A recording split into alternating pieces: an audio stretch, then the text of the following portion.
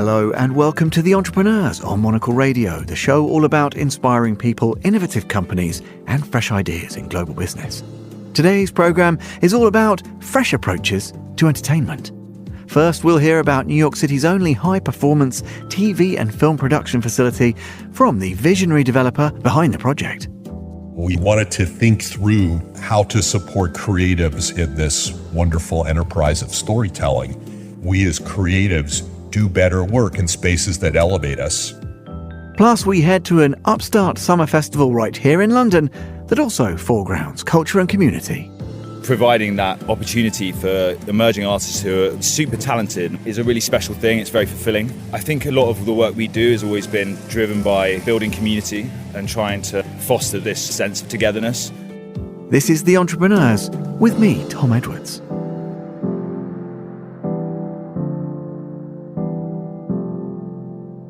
You're listening to The Entrepreneurs.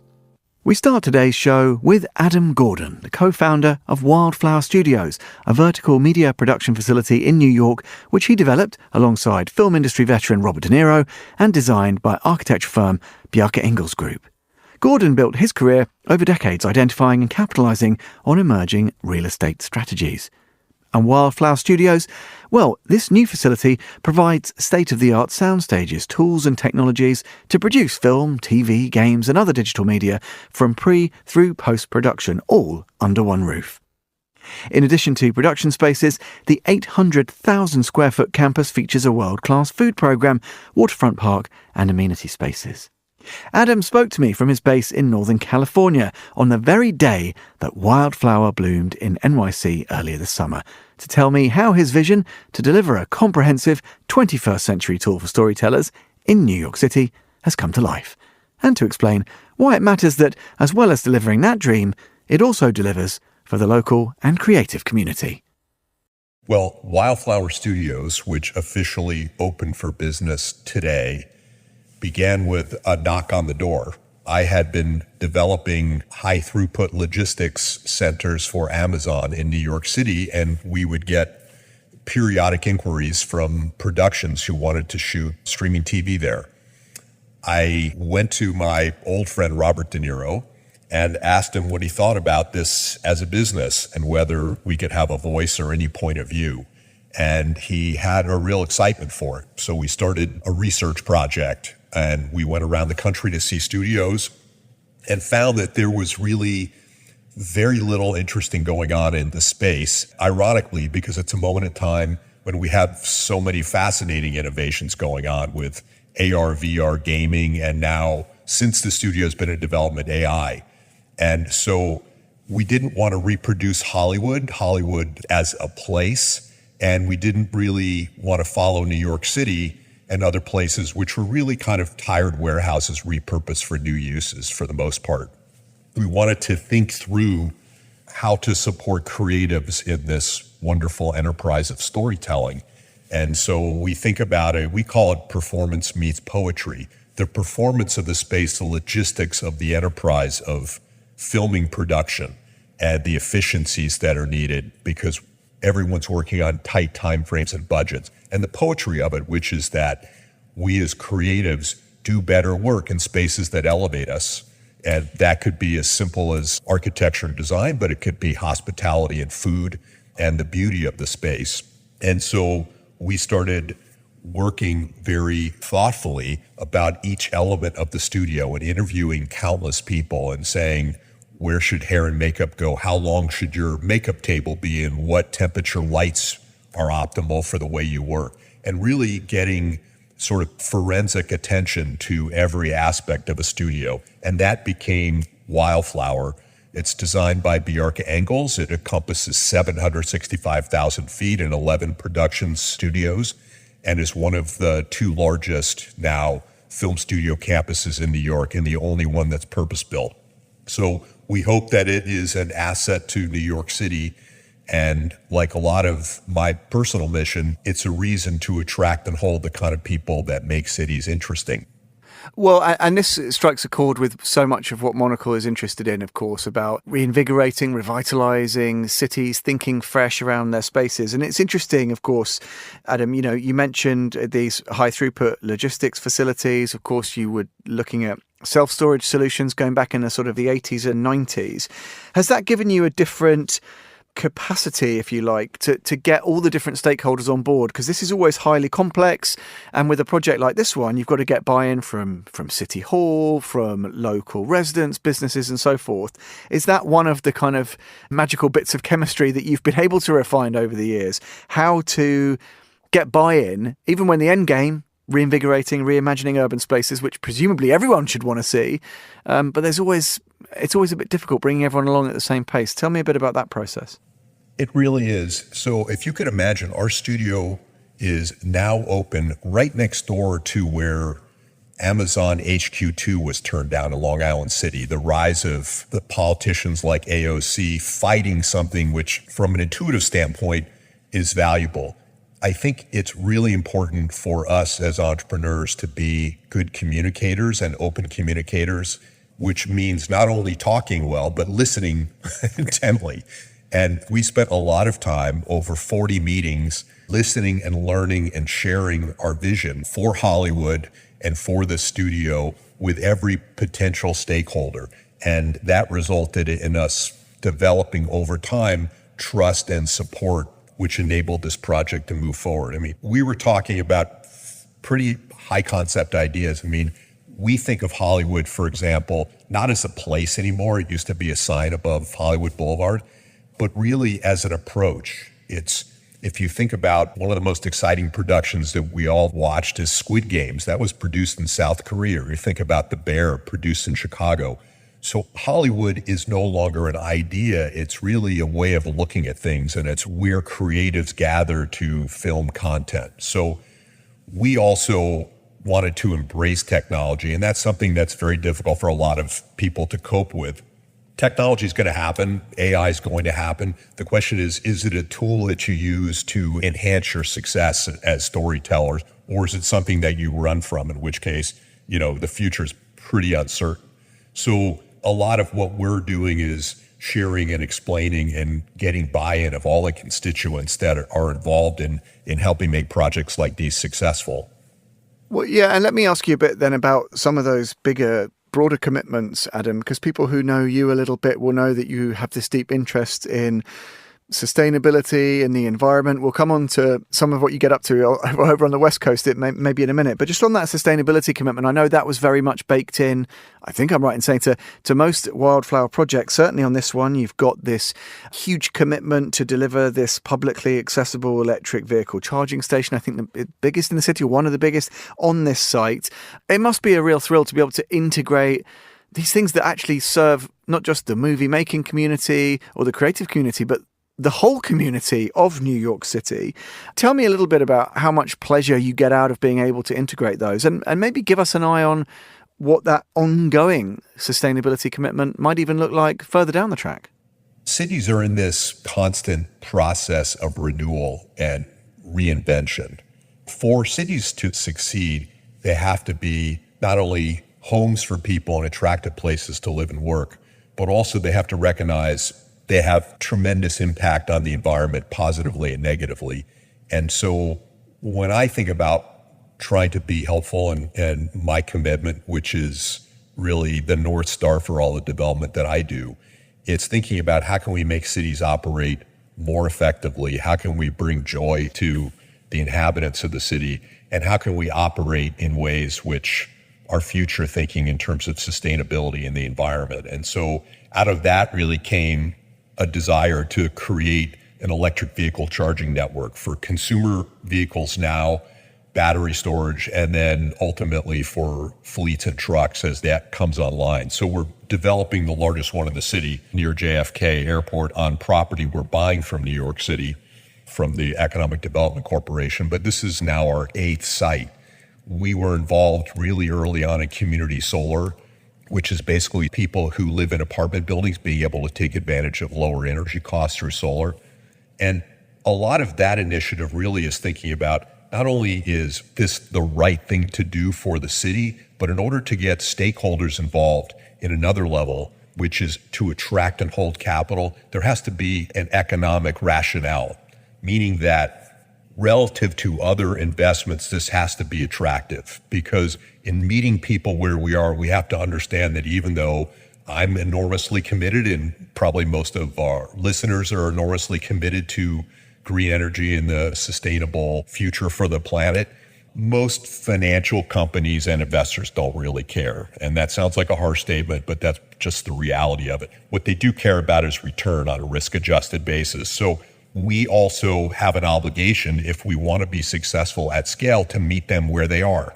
And we do that. Well, yeah, that's interesting. And I just wonder, are we really still only just at the start of that journey, Adam, do you think, in that broader point about, trying to impress upon people that doing good, doing the right thing needn't cost. Indeed, actually, it often better serves the bottom line. We know about the better performance, actually, of sustainable investments, impact-driven investments. Frequently, they outperform the market. Is that ever... I think we spoke a little bit before and you were talking about being an optimist by nature, and you kind of have to be. Does that worry you that is still a conversation that needs to be had with the frames of reference you just gave? Or do you think we are actually gradually getting there? And can we imagine a point where all investing, or the majority of investing, works this way? Capitalism is a beautiful, clean system for growth. And I am a capitalist, meaning that I think you can do well and do good at the same time. But I don't need to impress my personal values on other people. And by meeting them where they are, meaning giving investors high risk adjusted returns, they'll follow along and we can join in a mission together. And that sort of economic interdependence, I think for me it's a success strategy as a business person, because what I don't want to do is spend a lot of time waving a flag without any kind of purpose or resolution. There's a lot of people that have very good intentions that have pretty mediocre outcomes. And a lot of that is because they are uncomfortable aligning themselves with the economic movers, the political movers of a system, because we can't change where people are without giving them some reason for doing so, which is apparent to them. I'm going to execute a bit of a handbrake turn, Adam, because I think, I believe you're speaking to us from the other side of the US of A, of course. And I kind of alluded to your interest in conservation, in the oceans, in environmental causes as well. And your interests are indeed varied. But just give us a heads up of where we find you as we speak, because it might surprise some of our listeners, given the tenor of our conversation thus far, exactly where you are right now. I live half time on a working cattle ranch in Northern California, in the middle of our wine country here in Sonoma County. And on the ranch, we raise Japanese Wagyu beef for local restaurants within bicycling distance. Chefs have to work in the kitchen. We have to like the food, and they have to be cool. And we sort of started with those precepts.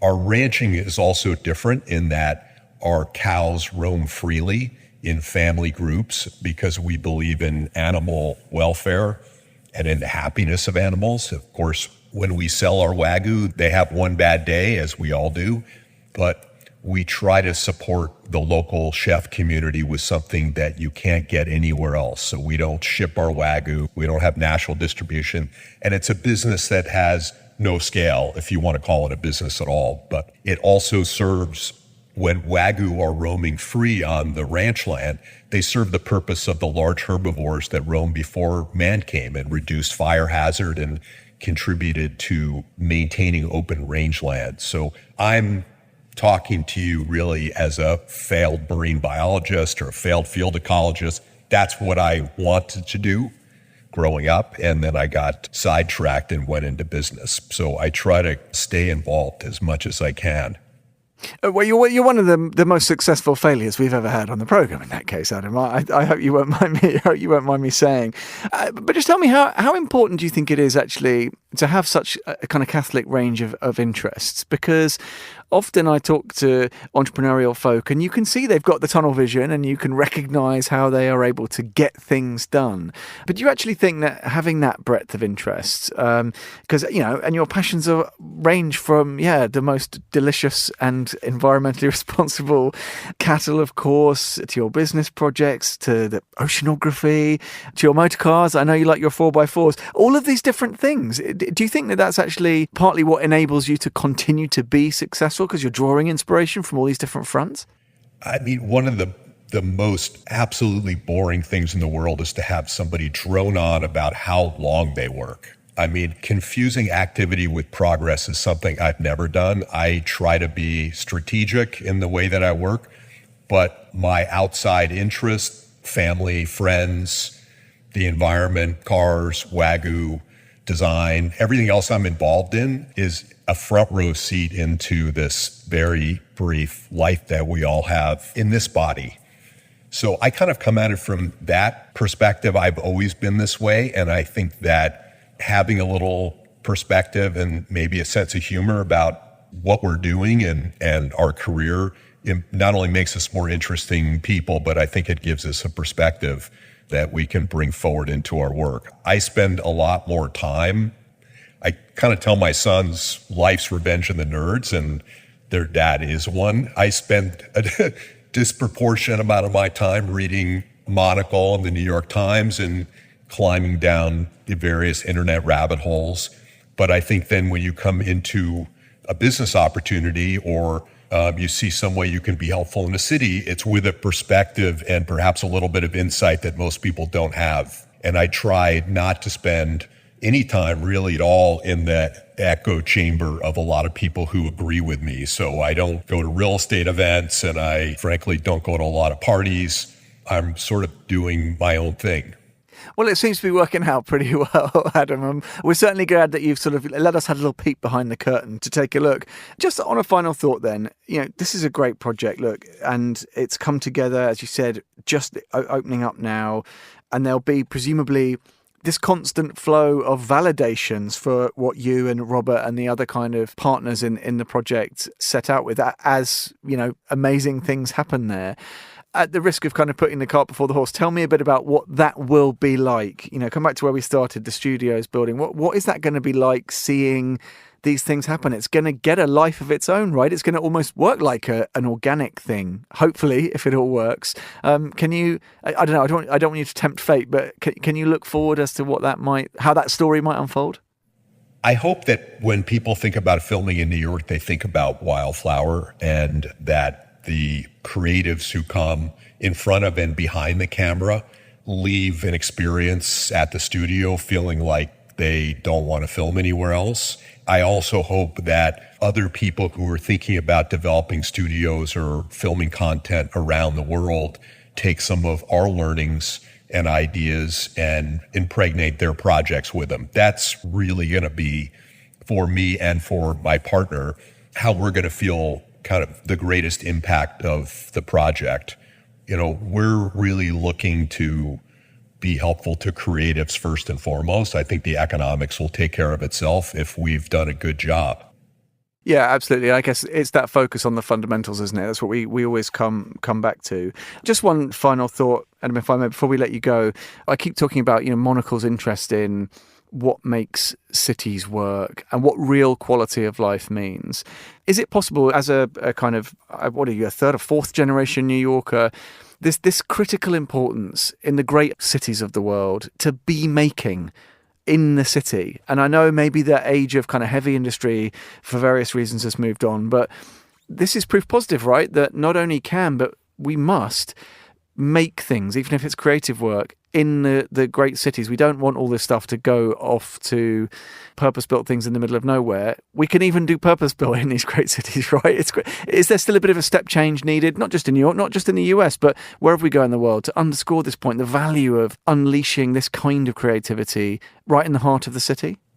I can't agree more. I think all of the challenges that we see politically and socially are really opportunities in disguise. There's so many ways for the private sector to step in. There's never been more abundant capital, particularly in infrastructure and city building. And all it lacks is kind of ideas and a formidable temperament to push forward.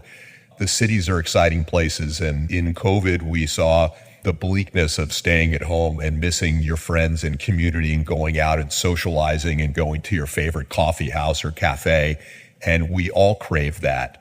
And so we're just trying to do our small part, and fundamentally helping cities work better. A lot of it in, very nominally boring ways like electric vehicle charging. But for electric vehicles to move forward in terms of mass use, you need a place to charge them, particularly if you're an apartment dweller. So, these ideas fundamentally we think are sound.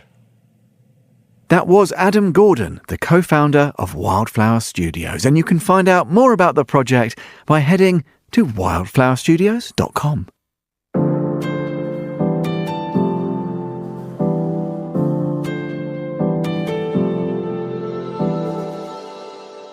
You're listening to The Entrepreneurs. Those seeking music, a dose of culture, and a good party will know that a London summer delivers. On almost every weekend, competing day festivals take over the capital's most loved parks and squares, transforming them into a playground of all-star acts, food trucks, and booming bass lines. However, in a tough market for sales, it can feel like they're all just iterations of the same formula, with the same big-name DJs playing the same tunes. However, two friends have been bold enough to break the mould.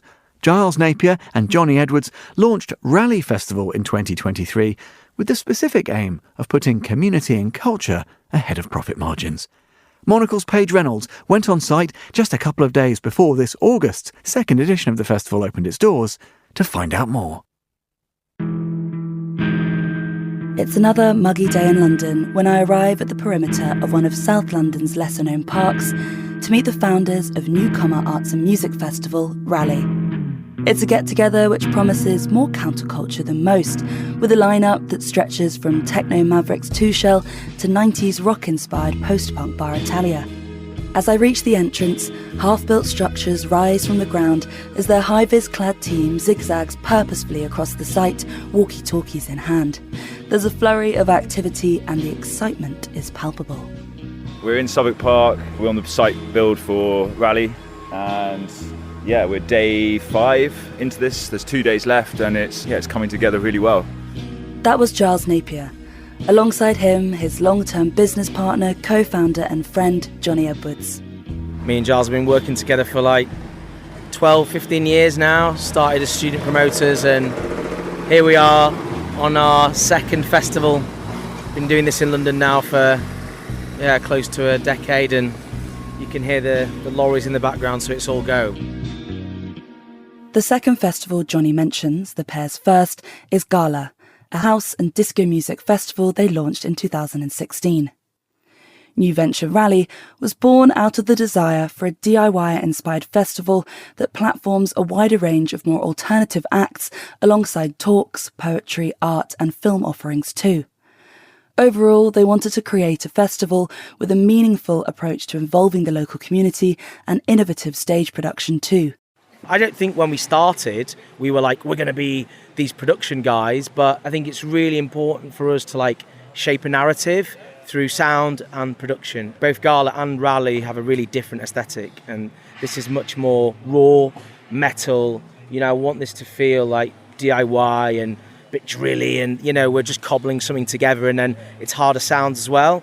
And Gala feels a little bit softer, a bit more disco, a bit warmer, and that's echoed in the production as well. So we really strive to create the most visually stimulating sites possible, and working with emerging artists, established artists, that helps us do that. And I think giving them a platform, people that we really admire, really respect, as well as providing that opportunity for emerging artists who are super talented, and we can see that talent, is a really special thing. It's very fulfilling. I think a lot of the work we do has always been driven by building community and trying to foster this sense of togetherness.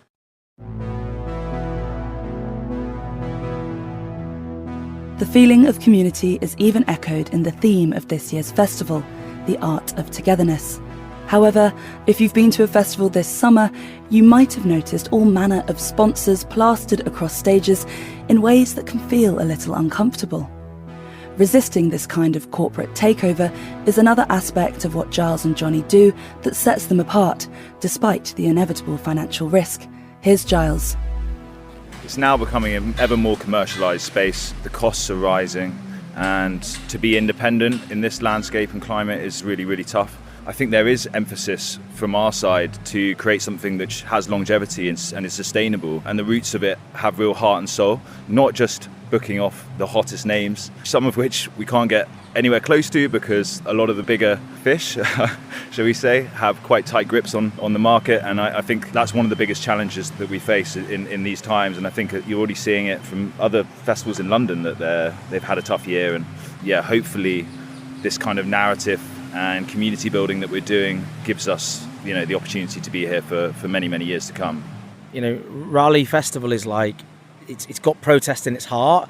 Part of that protest is aligned with all of our values, but part of it, certainly on my side, is like, we want to preserve actual culture here, and I'm talking a lot at the moment, with different people about this kind of, the commodification of it and social media being able to scale artists and these big corporates and just kind of own this landscape. So we're just trying to drive hard this kind of different alternate experience and try and make sure that people are coming and appreciating something that isn't just an artist-led show, or you call it a hard ticket show, but really the other players in the current market are just, they're hard ticket shows under the guise of a festival. It's not really a festival, there's no values, there's no narrative, there's no real anything. And I don't want to be too mean about people, but it's hard given the fact that we don't benefit from the same economies of scale that they do, so we won't make money this year, we certainly didn't last year, we may not next year, but there's a higher purpose really, and hopefully we're starting to achieve it.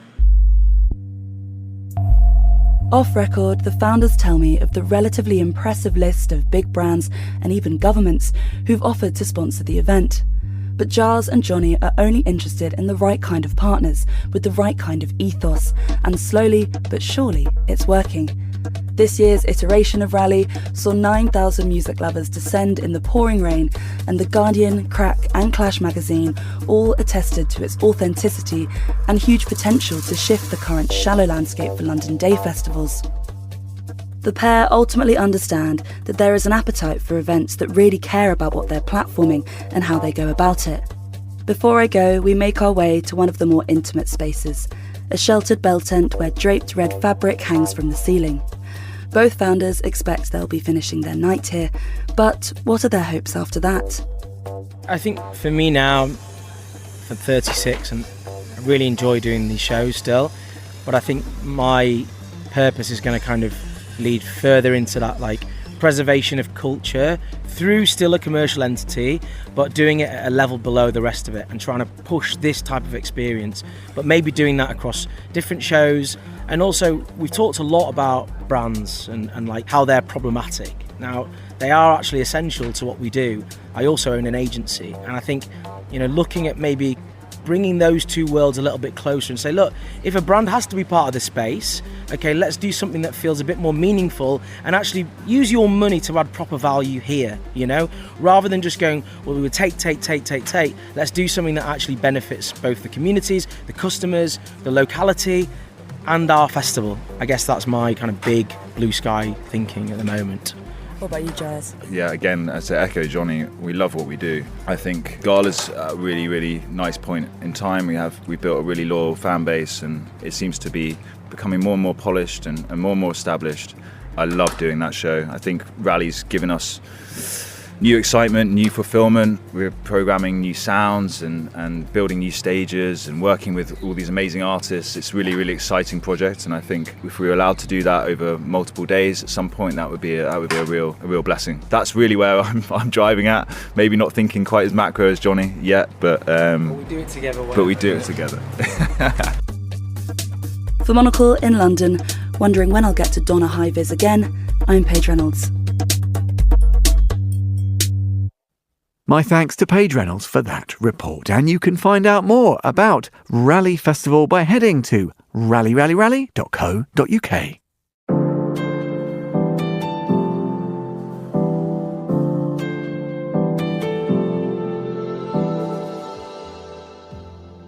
And that's all for this episode of The Entrepreneurs. We'll be back at the same time next week. Do look out for Eureka, available every Friday. The programme was produced by Laura Kramer with audio editing by Jack Dewars. You can listen again and find out more about the show at monocle.com. That's where you can and should subscribe to Monocle magazine to read more about better businesses every month. You can also follow us and catch up with the archive wherever you get your podcasts. If you'd like to contact the team, do email Laura on lrk@monocle.com. I'm Tom Edwards, goodbye, and thanks for listening to The Entrepreneurs.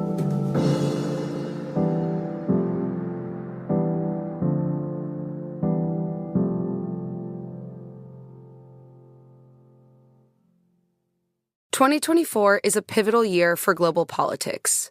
Meanwhile, conflict, climate change, and AI dominate the headlines. What do these global stories mean for you? The Financial Times offers fearless thinking in defining moments. Its trusted journalists deliver impartial analysis on the world's biggest news events, helping you to form your own bold opinions.